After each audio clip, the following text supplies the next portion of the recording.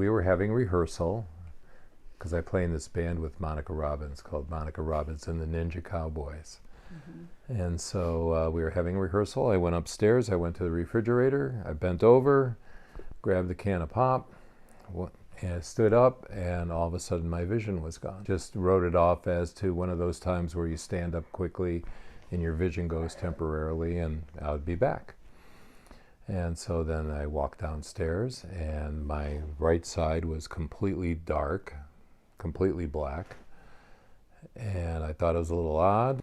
And I made mention to you and the other members of the band while I was there and go, I don't think I can see out of my right eye. And then my vision started getting fuzzy in my left eye. And Monica Robbins said, "You're having a stroke." And I said, "No, I'm not. I just bent over and I'm going to wait for my vision to come back." And you said, "No, you're having a stroke. That's one of the signs of having a stroke." And so because I've had some heart issues with AFib before, I pulled out my little... No, get back to the part where you and everybody else argued that you were not having a stroke. Yes, everybody else basically said, "No, just sit down, we'll start rehearsal and we'll be fine." And you had no fear. No, none at You all. really honestly thought like nothing was wrong. I didn't think anything was wrong at all. I wouldn't have been pushed. I think I would have sat there probably for an hour and waited for it to try to come back, and who knows where it could have gone, based on what I found out once I got to the hospital, that it was starting to progress. My vision was going in my left eye, and they said, "Well, because you were in AFib, you had a clot, because when you're in AFib, you start to pool up little clots, and then when your heart goes back in a normal rhythm, it shoots it out, and you don't know where it's going to land." And so mine happened to land in the back of my head, and at that point, once I got to the hospital, they were all over me. Talk to us, what time, when did this happen? And I knew it because it was 1 o'clock. It was right when rehearsal was starting. I went dark at 1 o'clock. And this was at 1:45.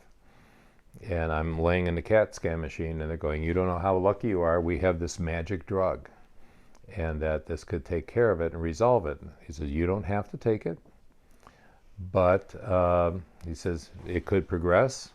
You might get your vision back. You might not. It might progress. You might lose, get paralyzed on your right side. It's your decision if you want to take the drug."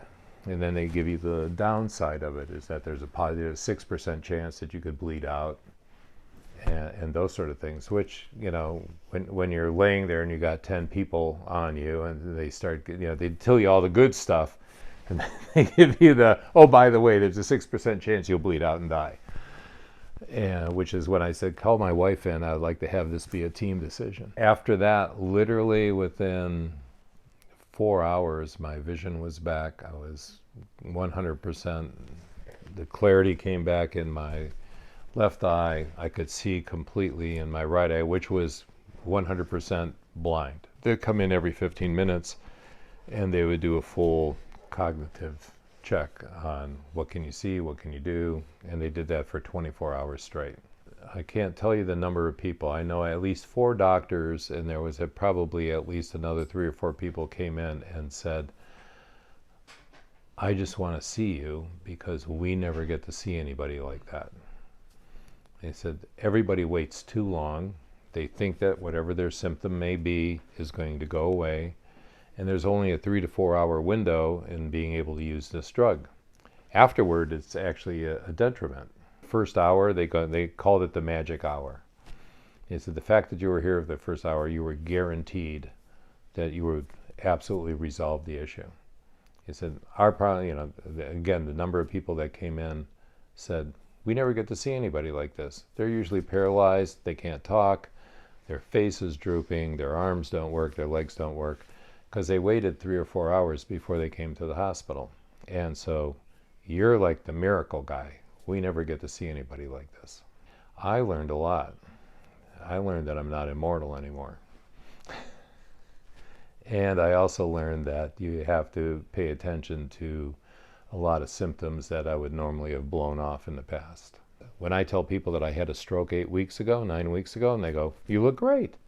I go, "You don't understand. There's this magic drug.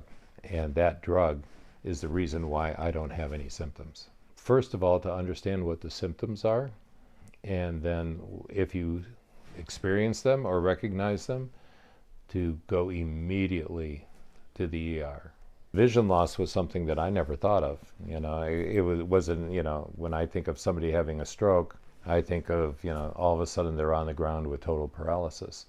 You don't think of that just because I lost vision in one eye, that was the beginning of what could have been a serious stroke.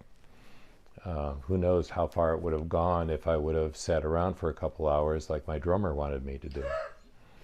How glad are you that you had a health reporter as your I am very, very, I owe my life to the fact that my lead singer was adamant enough to say that either you go to the hospital now or I'm calling 911 and have them drag you out.